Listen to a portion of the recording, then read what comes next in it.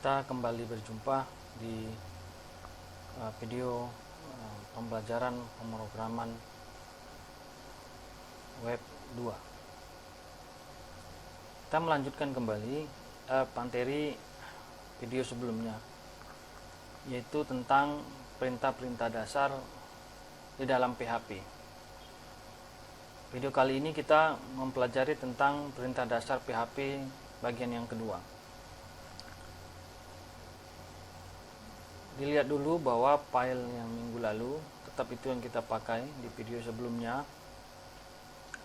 Ya, kita akan buka di XAMPP, kemudian htdocs, lalu seingat saya foldernya kemarin adalah belajar garis web.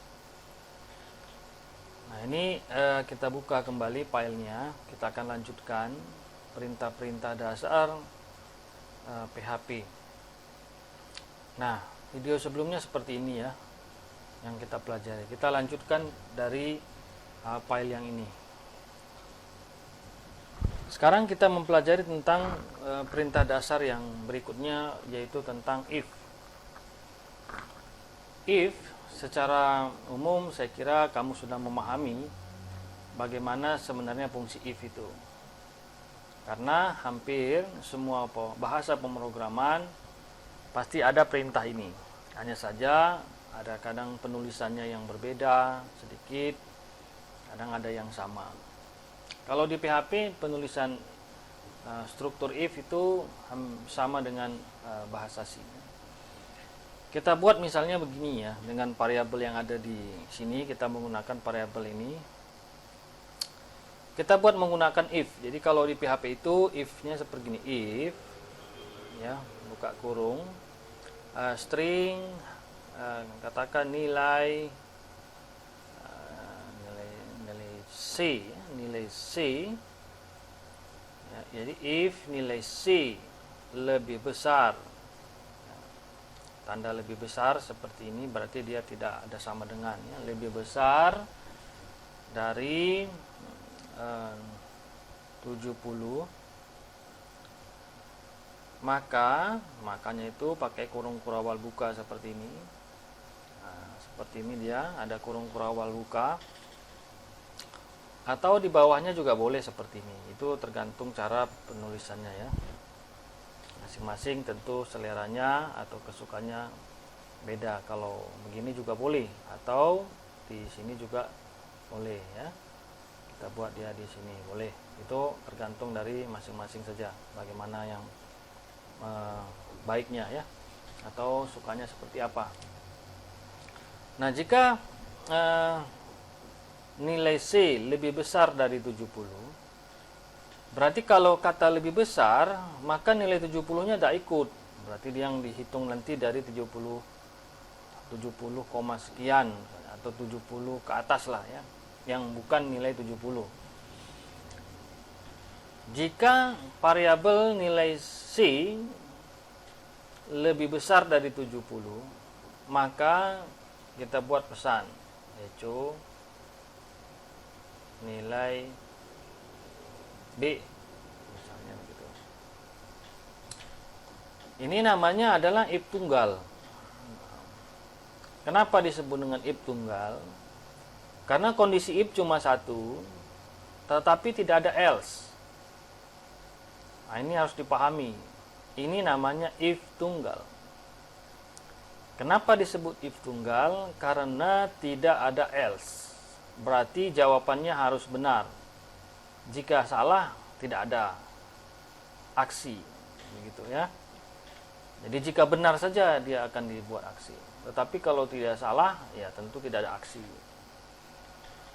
Kemudian kalau kita buat sini else, ini disebut dengan if jamak. Maka echo kita buat sini nilai C. Nah, di sini kita lihat bahwa sudah ada jawaban yang benar dan jika jawabannya adalah salah. Maksudnya apa begitu? Jika suatu kondisi dipenuhi bahwa nilai C, nilai variabel C ini, nilai C lebih besar dari 70, maka jawaban yang tampil atau pesan yang diberikan adalah nilai B. Tetapi jika di bawah 70, maka nilai C. Ada tampil pesan di halaman website, bacaan atau tulisan nilai C. Ini disebut dengan if jamak. Kemudian kalau misalnya if-nya banyak, maka kita buat sini else if. Else if, buka kurung, string nilai C lebih besar dari 85, maka nilainya adalah A.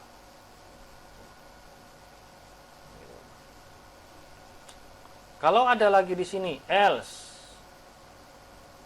if, buka kurung lagi sini, string nilai lebih kecil atau lebih besar ya, lebih besar dari 60, maka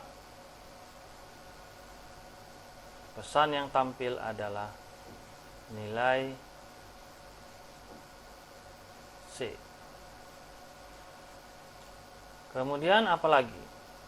Else if, buka kurung, string nilai lebih besar 50, maka tampil pesan nilai D.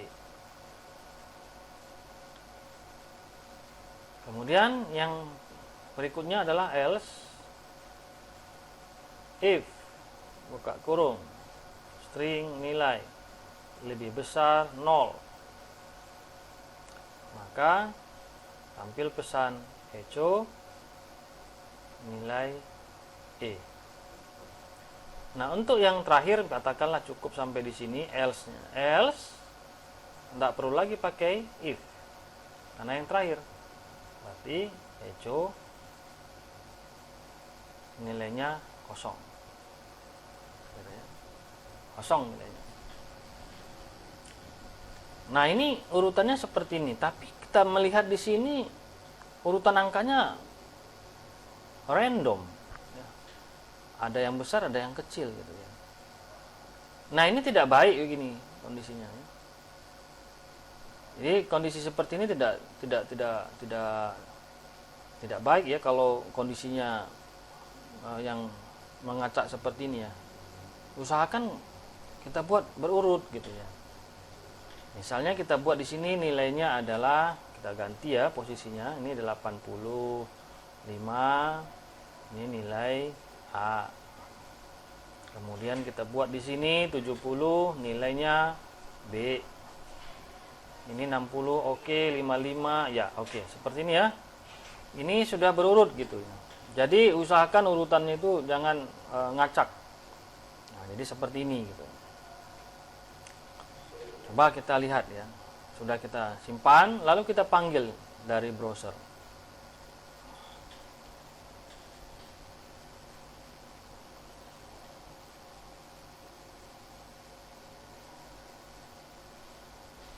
Kita panggil sini localhost, kemudian garis miring, belajar garis web.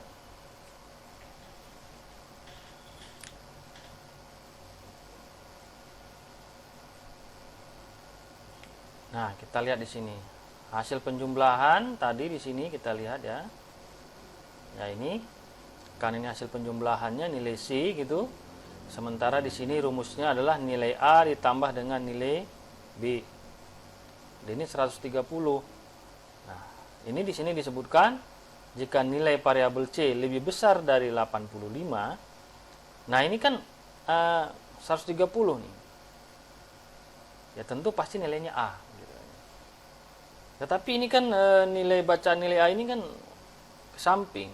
Maka kita tambah perintah adalah perintah BR. Di mana kita buat BR-nya? Nah, di sini ya kita buat perintah BR. Di sini juga boleh, di sini boleh, atau di sini juga boleh ya. Kita buat sini perintah BR, yaitu perintah HTML. Ya. Jadi kalau kita refresh, nah sudah pindah posisinya. Jadi melihat kondisi seperti ini, kita menggunakan if. Nilainya di atas 85. Ini kan hasil penjumlahan nilainya di atas 85. Ya pantas nilainya A gitu. Nah, ini kalau kita menggunakan if lebih besar gitu. Kemudian kalau kita menggunakan lebih kecil, bagaimana? Ya boleh saja kita ganti aja lebih kecil, lebih kecil, lebih kecil semua. Atau lebih besar sama dengan, sama ini, lebih besar sama dengan itu artinya bahwa kalau lebih besar sama dengan nilainya pasti ikut. Kalau misalnya lebih besar sama dengan 85 berarti 85-nya ikut. Ya. Nilai 85 itu ikut di sini. Kalau kita menggunakan lebih besar sama dengan. Gitu ya. Nah, tapi kalau ini kita simpan pasti tetap nilai A gitu. Nah, tetap sama nilainya. Coba kalau kita bagi misalnya. Ini kita buat nilai ini, kita buat ini ya. Buat rumus matematik seperti ini dibagi 2. Nah, gitu ya. Berarti penjumlahan nilai A dan nilai B itu dibagi 2. Berarti ini nilai rata-rata gitu. Nah, coba kita buat seperti ini. Pasti berbeda dia hasilnya. Kita refresh. Ini belum mau ya. Kita tunggu dulu ya. Nah, ini dia. Nanti pasti nilainya berbeda. Ini kan 70 ditambah 60 berarti jumlahnya 130 dibagi 2. Berarti nilainya sekitar 65 ya. Nah, 65 itu diantara ini pasti nilainya C gitu ya, nilai C gitu ya. Gitu ya. Nah, coba kita refresh lagi balik.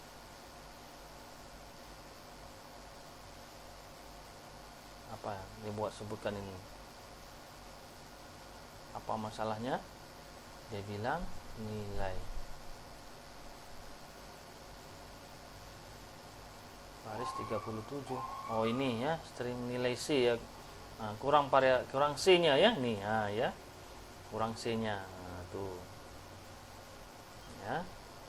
Ini dia kalau kelihatan kan pesan error ini, kalau ada pesan error seperti ini dibaca ya. Ya kan? Dia memberi pesan error, dia bilang di sini undefined variable nilai. Tadi kan di sini hanya nilai di sini, nggak ada C-nya. Dia bilang tidak ada pendefinisian variabel nilai. Dia kasih pesan baris 37, 39, 41. Ya, ini pesan-pesan error ini harus kamu bisa mengerti dalam bahasa Inggrisnya. Itu makanya penting kita belajar bahasa Inggris ya untuk bahasa Inggris komputer. Nah, ini kita refresh gitu, apakah sudah bisa dijalankan? Ya, sudah. Nilainya 65. 65 itu adalah ini lebih besar sama dengan 60. Nah, gitu ya. Tapi kalau ketika dia ketemu dengan 70, udah B. Coba kita ganti angka ini, misalnya kita buat di sini, katakan ini 90. Kan? Berarti di sini 70 ditambah 90. Berarti 160 dibagi 2, 80. 80 itu di mana? Masih wilayahnya 70 karena sini 85 baru dibaca A. Sementara 80 itu masih di bawah 85. Berarti tetap milih B. Nah, kita coba.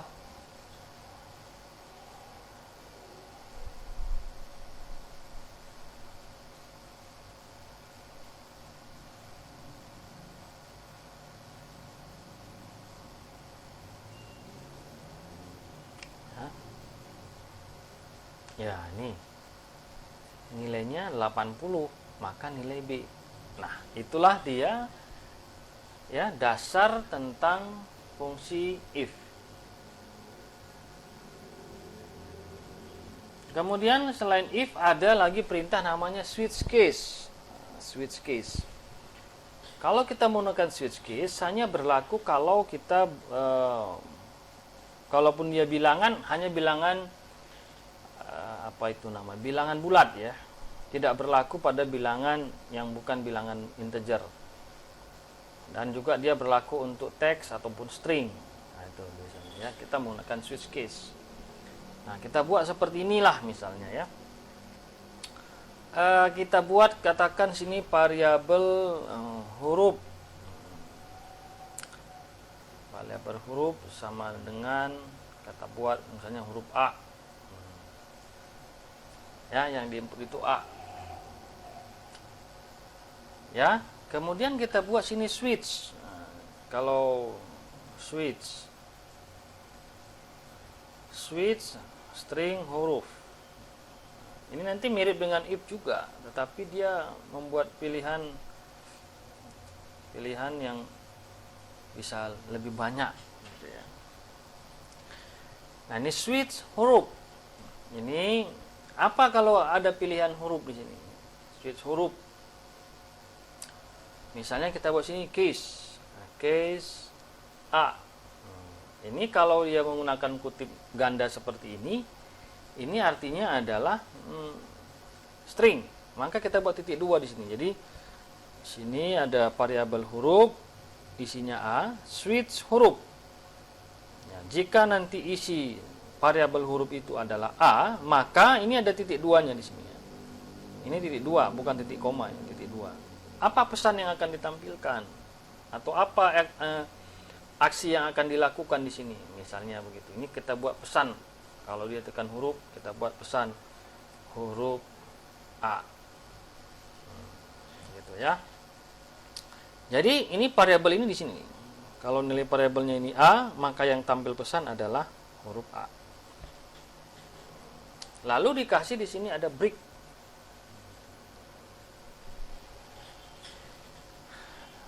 Jika tidak, makanya kita buat sini default. Defaultnya apa kalau jika tidak? Echo salah huruf. Misalnya gitu. Ya kan? Seperti ini. Salah huruf. Nah, buat lagi ya, seperti ini kita simpan ya. Jadi di sini kalau default itu artinya yang bukan pilihan A. Atau kalau dalam if itu else tadi. Nah ini defaultnya. Coba kita jalankan browsing. Nah, huruf A. Kenapa? Karena yang memang huruf A di sini. Nah, tetap ke samping kita lagi buat perintah BR ya. Jadi kita buat lagi di sini, buat perintah echo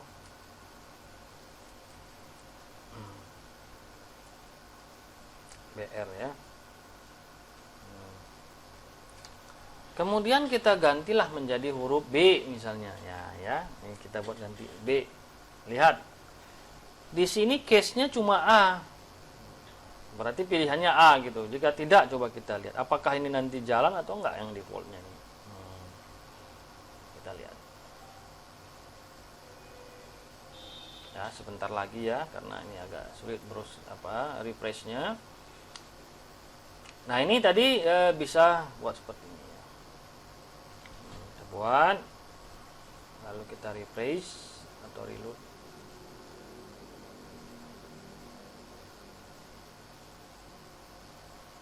Dia bilang apa nih? Baris 46, mana 46? Nah, 46 itu mana? Oh, ini ada kurang kan nih. Nah, tuh. Ya, coba lihat pesannya nih. Nah, dia bilang sintak error, perintah salah. Ya. Perintahnya salah. Ya, dia bilang ini perhatikan titik koma nih katanya. Dia tunjuk titik komanya. Dianggapnya ini salah nih. Padahal yang salah di depan. Nah, gitu ya. Jadi penunjuk di sini, error di sini belum tentu itu yang salah, tapi perhatikan di samping kirinya atau di samping kanannya, ada yang kurang nggak gitu ya. Jadi melihat pesan-pesan error pun juga harus kita teliti. Pesan error di sini dia tunjukkan titik koma gitu. Padahal bukan titik komanya yang salah, tapi yang sebelah kirinya. Nah, gitu ya. Jadi pesan error di dalam PHP belum tentu juga yang ditunjukkan ini yang salah. Tapi perhatikan yang kiri ataupun yang di kanan. Ya, ini ada yang kurang nih. Salah nih kan? Nah, perintahnya salah nih. Ya, maka kita harus perbaiki. Yang benar kan begini. Nah, gitu. Ya, jadi pesan-pesan error itu akan ditampilkan, ya. Tetapi terkadang pesan error yang ditampilkannya itu bukan itu yang salah, ya. Tapi lihat di samping kiri atau di samping kanan. Coba kita refresh kembali, apakah sudah bisa di browsing? Nah, bisa. Ya. Jadi di sini yang muncul apa? Nilai B salah huruf. Nah, karena apa? Nilai B salah huruf. Karena di dalam variabel ini ya nilai B, sementara case itu adalah pilihannya jika A. Jika tidak A, maka yang ditampilkan adalah salah huruf. Nah, di luar dari pilihan A itu dianggapnya salah gitu. Kalau kita ingin buat lagi, buat di sini case ya, kutip ganda B titik 2, baru kita buat lagi echo, kita buat pesan misalnya huruf B, lalu kita buat break. Nah, ya. Nah, untuk default nggak usah pakai break juga boleh, nggak apa-apa. Tapi kalau untuk case ini wajib pakai break. Jadi case, kemudian perintah yang akan dijalankan dan ada break di sini. Kalau untuk default tidak pakai break juga nggak apa-apa. Kita lihat di sini. Ya, sudah tampil pesan huruf B-nya. Kenapa? Karena sudah kita buat case sini B. Di input sini ada A. Di input ini ada B maksudnya. Kalau kita input A, maka yang tampil ini. Kita input ini B, maka tampil yang ini. Ya. Kalau bukan A dan B, yang tampil ini. Nah, itu kalau kita menggunakan switch case. Kemudian kita mempelajari lagi tentang perintah dasar yang berikutnya, yaitu kita belajar tentang perintah perulangan.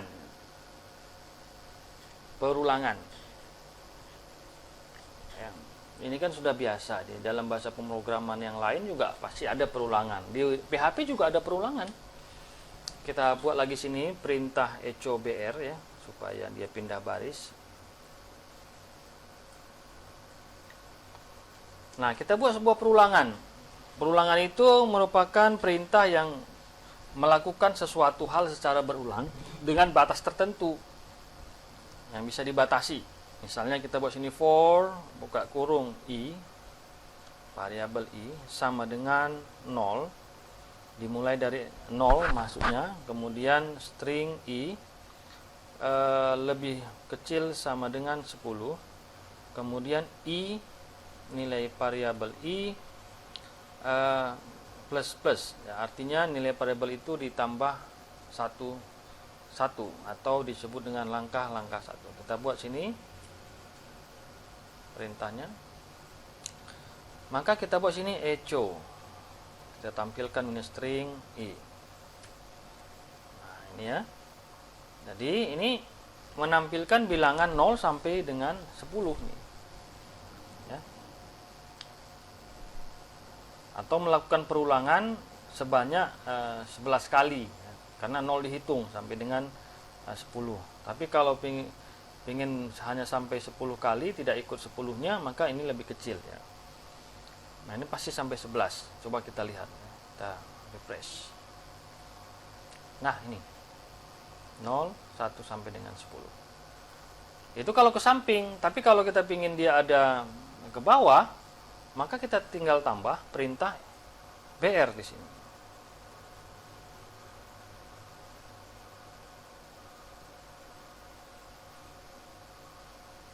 Ya, kita tambah perintah BR. Maka nanti dia akan menjadi vertikal ya, menampilkan bilangan.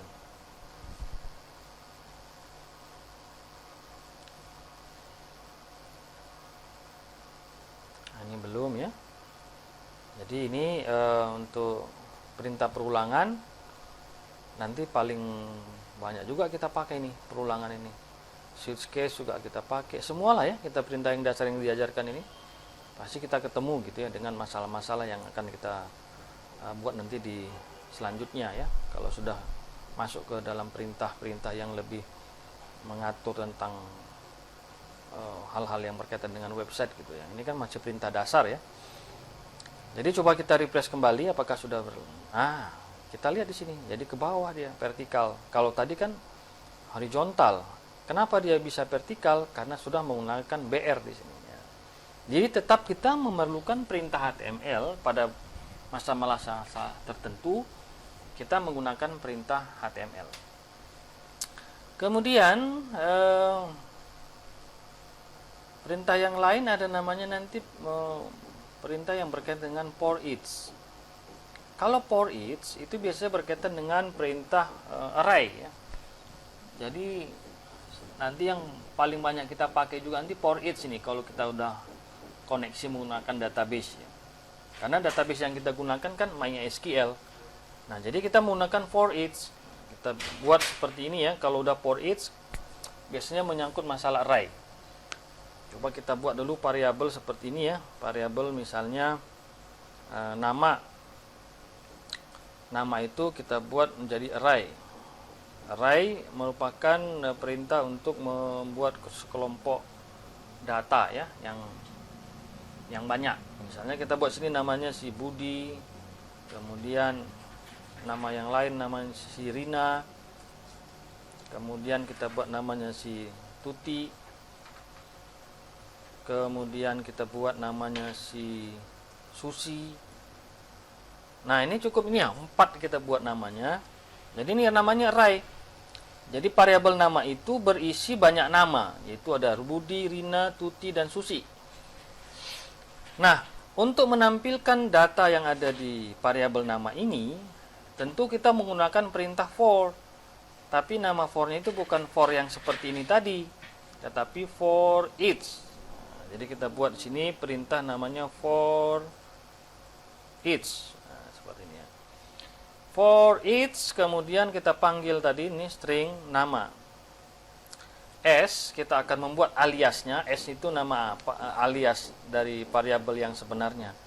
Kenapa seperti itu? Apakah tidak bisa langsung gitu? Tidak boleh.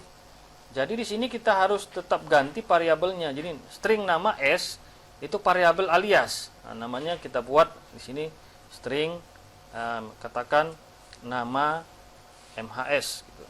Nah, ini namanya variabel alias. Nah, variabel alias ini itu yang kita akan panggil dia. Kita buat seperti ini. Nah, kita buat seperti ini echo nama mahasiswa.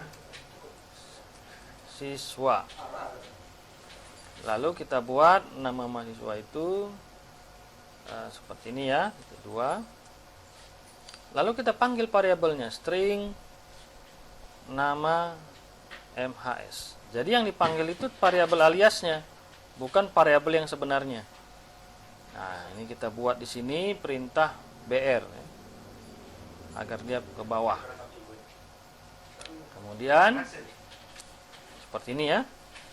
Jadi ini kita buat seperti ini perintahnya, lalu kita simpan, lalu kita refresh. Apa yang salah nih? Salah baris 74 katanya. 74 itu apa yang salah? Titik komanya belum. Nah, ini ya. Jadi ini penting nih titik koma nih. Salah sedikit aja dia tidak mau gitu ya. Jadi titik koma jangan sampai lupa. Ini titik koma jadi masalah. Ya, dilihat ini pesan errornya kan bukan titik koma yang dikasih tahu. Tapi blockingnya kan ini tanda kurung kurawal. Jadi PHP itu memberikan pesan error bukan yang salah itu yang dia tunjukkan, tetapi sekitar yang salah gitu ya, sekitar yang salah. Nah, dia bilang ini kemungkinan yang salah itu ini katanya, komanya salah, titik komanya gitu. Nah, jadi maka diperhatikan di dalam baris yang ditunjuknya itu apa yang kurang, karena belum tentu yang ditunjukkannya ini adalah yang salah gitu. Harus dipahami. Nah, ini kita sudah perbaiki karena tadi kekurangan titik koma. Nah, ini kita refresh. Ya, sudah muncul. Tapi dia bilang, lihat lagi ada kan yang salah nih, 73 katanya variabel nama MHS itu tidak ada, undefined. Nah, perhatikan lagi. Di sini nama HS. Nah, kita tambahin lah. Mau pilih yang mana, mau diperbaiki, yang ini atau yang ini. Itu kan tergantung sang programmernya ya. Boleh kita perbaiki yang ini. Nah, boleh. Nah, ini lalu kita refresh. Nah, ini belum mau dia. Kita sedikit menunggu ya. Nah, jadi ini kalau for each itu juga adalah merupakan perulangan, tetapi for each ini perulangan yang biasa nanti kita jumpai dan kita akan gunakan kalau kita sudah menggunakan database. Ya. Kalau sudah menggunakan database pasti menggunakan ini. Kalau enggak nanti kita menggunakan while, ya bisa pilih. Tapi secara umum biasa dipakai for each. Ya sudah.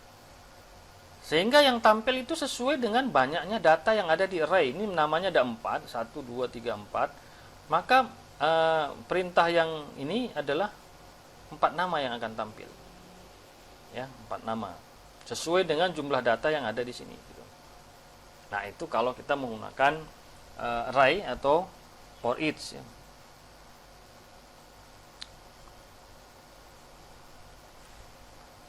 Kemudian perintah yang lain yang kita bisa gunakan di dalam PHP adalah while. While juga merupakan sebuah perulangan. Masalahnya kapan kita menggunakan while? Ya tergantung kondisi di dalam program ya. Apa yang kita akan buat. Katakan kita menggunakan while, kita buat sini variabel x. Misalnya variabel x nilainya 0. Kemudian kita buat sini adalah perintah while. While variabel x lebih kecil sama dengan 10, maka kita tampilkan misalnya echo string x. Kemudian di dalamnya ini kita harus buat variabel counter namanya ya.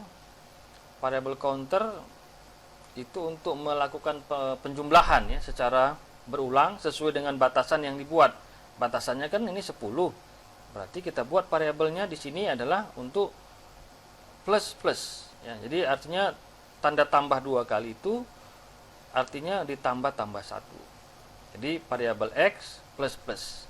Artinya nilai ditambah dalam angka 1 sampai dengan yang ke-10 nanti. Nah, ini ya seperti ini. Coba kita refresh.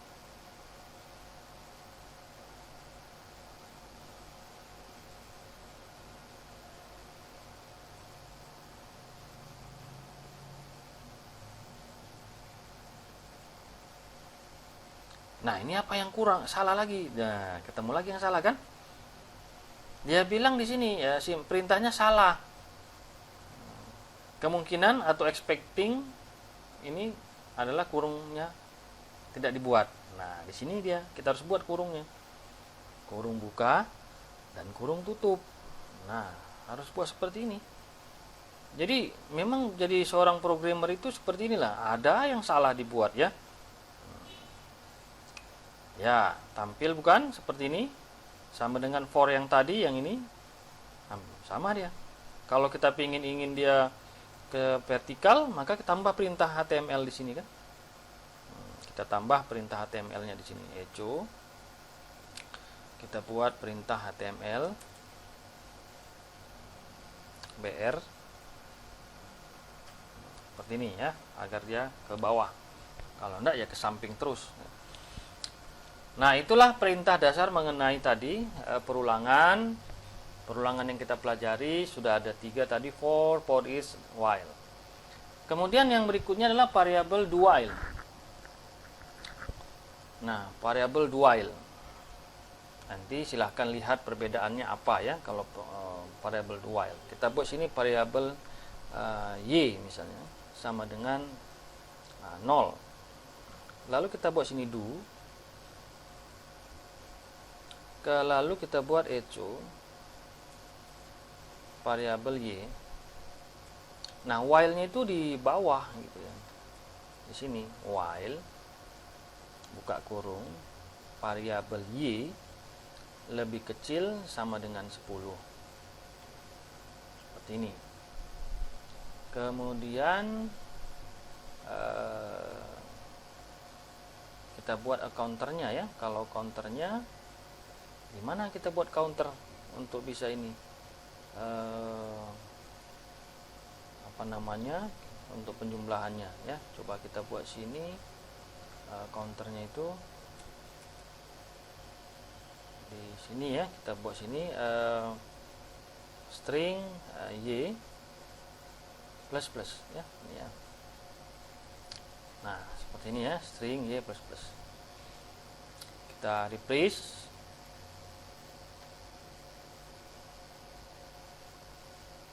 Oh, titik komanya juga ada yang kurang nih. Nah.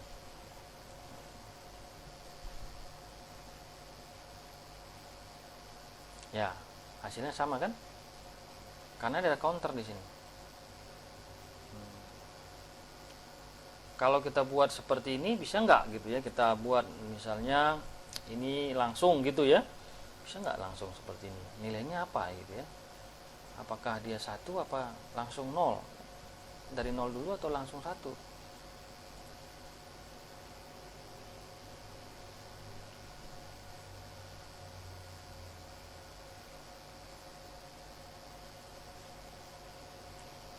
Ya sama ya, hasilnya sama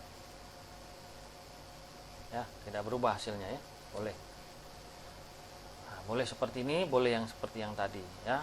Itu cara menyingkat rumus ya, untuk bisa lebih cepat gitu ya. Baik, itu saja perintah yang dapat kita pelajari pada hari ini ya, perintah dasar mengenai PHP. Nah, silakan dipelajari lebih lanjut lagi tentang perintah-perintah dasar ini. Sekian dan terima kasih. Kita akan berjumpa pada video berikutnya.